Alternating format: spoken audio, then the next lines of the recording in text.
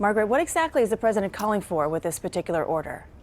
Well, we just received the actual text of the order a few minutes ago, and so I can try to nail down some of the specifics.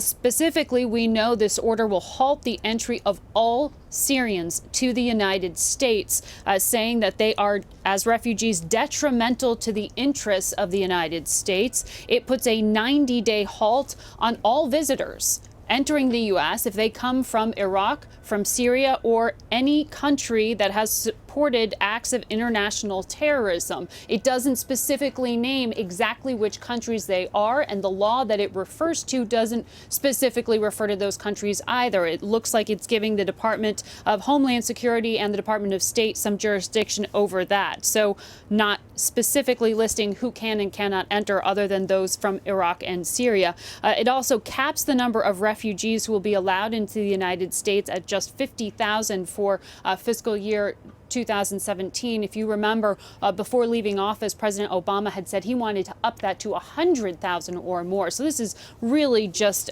slicing the number of refugees the U.S. will allow in. That means all those people who are sitting in refugee camps, who have been undergoing medical tests, background tests, who have been preparing for movement, who have been in the queue for just about 2 years now, will be turned around. They will not be allowed into the United States under this particular directive. It also lays out other specifics, allowing local states to have more say on where refugees are actually allowed to settle as well. So this doesn't just apply to refugees. This applies to anyone entering from those countries, that broad definition of countries that support terrorism. And also very specific here, one thing is going to raise a lot of scrutiny, and that is the reference to giving priority to those who are undergoing religious persecution. Now, it doesn't say here in this executive order, but what Donald Trump said on television to a Christian broadcaster is that he means Christians. Christians will be given preference when it comes to entering the United States, because what he said was that he believes there's been discrimination of them.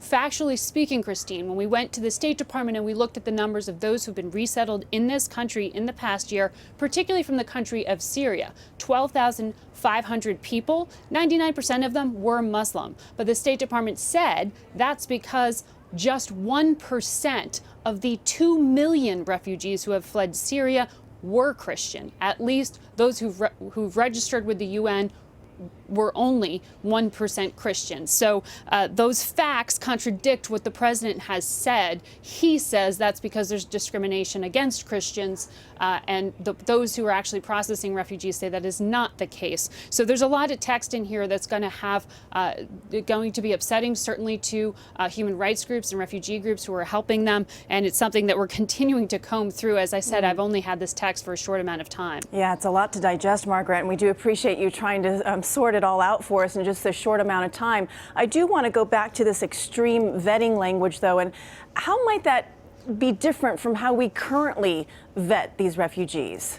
Well, this is one of those things that we really need to analyze and put side by side some of the tough vetting procedures put in place after 9/11. Remember, President Bush really overhauled screening when it came to entering this country. It is very difficult to enter from a country that is undergoing instability and terrorism. It's already really tough. Some of these provisions appear a little bit redundant. Things like telling those trying to enter the U.S. that they actually need to go for an interview for a visa before they are given a visa. What does that actually mean when you implement it? Does that mean he's going to hire more State Department employees to go around the world to in-person add more interviews? Not clear.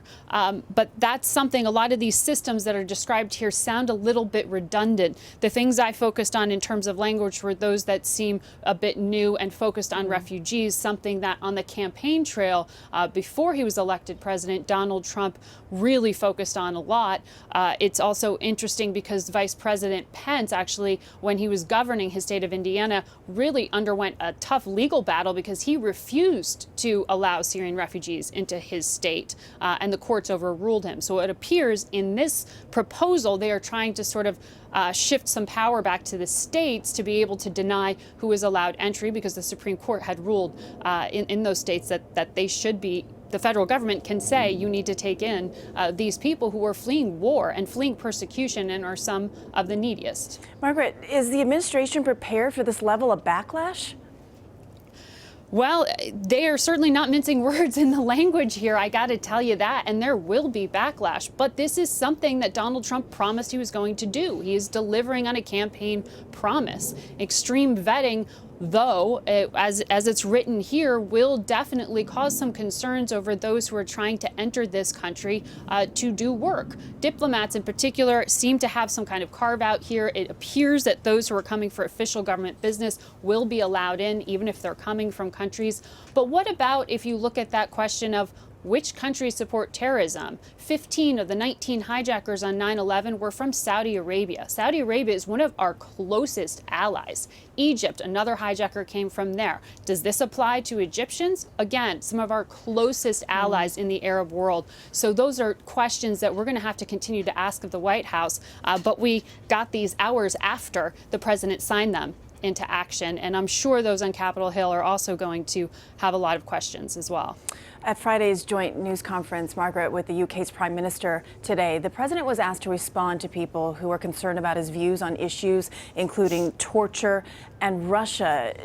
Did he do anything to calm those fears on the world stage? Well, the British reporters who specifically asked President Trump about his public support for terrorism really, I think, maybe expected him to try to diplomatically smooth that over, and he was himself. He doubled down. He said, yes, I believe torture works. And then he said, I will defer, though, to my defense secretary, General Mattis, who is very well known as a Marine commander and very well respected, publicly said that torture does not work. He sort of put it in a joking term to President Trump, saying, look, put me in a room with a pack of cigarettes, a few beers and a guy, and I can get you more information than you could ever get by physically hurting them. So when the defense secretary said that, Donald Trump said, as a candidate and now as president of the United States, that he will respect that recommendation. We also learned today that a phone conversation is scheduled for the weekend with Vladimir Putin, Russian president. Senator McCain released a statement saying that President Trump should, quote, remember that the man on the other end of the line is a murderer and a thug who seeks to undermine American national security interests at every turn. Any insight right now at what the focus of tomorrow's conversation will be? Well, President Trump today said he isn't going in with any real preconception of who Vladimir Putin truly is. He said, I don't think he's good or bad or indifferent. I'm going to try to have a good relationship with him. But what is interesting there, and he was saying it while standing next to the Prime Minister of the United Kingdom, who very clearly said that she would not lift sanctions off of Vladimir Putin until he stopped what he's doing in Ukraine, essentially a land grab, annexing territory. That's why the sanctions are in place. Donald Trump didn't use that specific language. He basically said this is going to be about a personal relationship first and foremost, and let's see what happens. But I do think it's very interesting and notable and shows that those around President Trump appreciate the sensitivity there is with talking to Russia and opening the door to friendship by adding to the president's schedule tomorrow a call with the French president and with the German chancellor, two countries, two close allies of the United States who are very worried about Russia's aggression in Europe. Another development yet, Margaret, there were reports that the administration has reversed its plans to scrap all Obamacare outreach in the final days of the law's enrollment period. And this does come as Republican lawmakers apparently aired their concerns at a closed-door meeting that happened on Thursday. So how significant of a walkback would this potentially be? Well, this is really the Trump administration trying to figure out how it's not only going to issue orders, but try to help legislate a much messier, more nuanced process that they have to work out with lawmakers to try to find a way to segue between weaning people off Obamacare and putting them onto an as yet structured system, perhaps known as Trump Care one day. Because there's no alternative yet, the current White House can't cut off the Americans who are reliant on the Affordable Care Act or Obamacare. So this is them sort of, in many ways, buying themselves more time to come up with an alternative. All right, Margaret Brennan, once again, we appreciate you turning it around so quickly for us tonight. I hope you can put your feet up at some point this evening. Thanks Thanks so much. Too.